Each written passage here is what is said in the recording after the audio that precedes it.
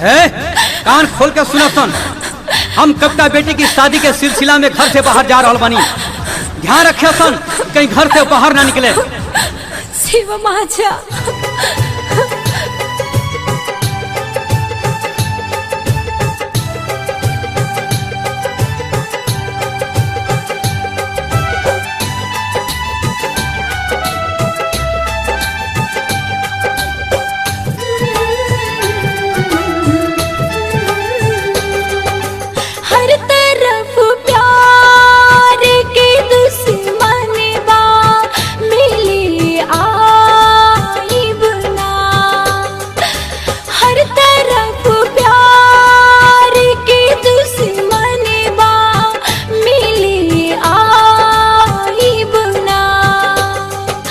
जियब कैसे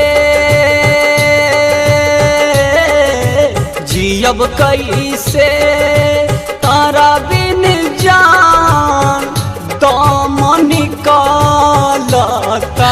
शिवम आजा।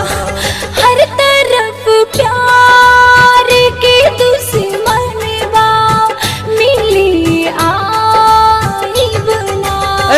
सुनी रउआ घर से बाहर ना जाए, कहे कि ठाकुर साहब के आदेश बा। हम तारा लोगन के पैर पड़तानी, हमरा के जाए दलो, हमर मजनू राह देखत होई है।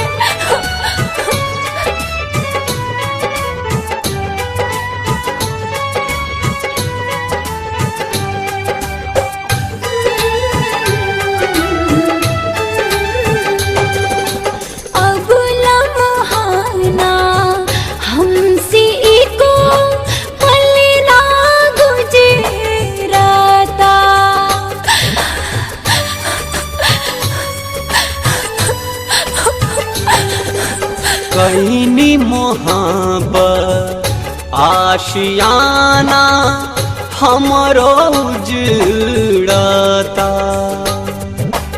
अब लम्हाना हमसे एको पल ना गुजरता।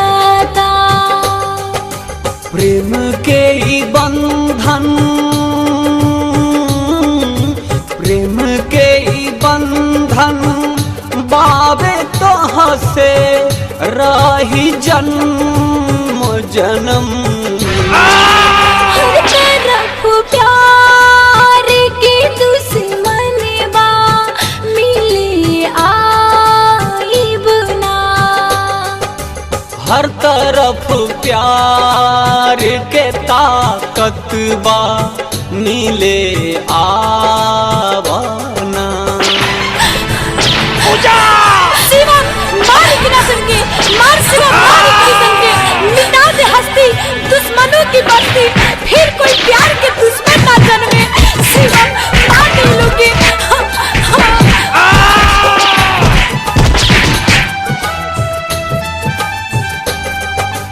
जालिम दुनिया कितनों रोके मिल आई हाथू।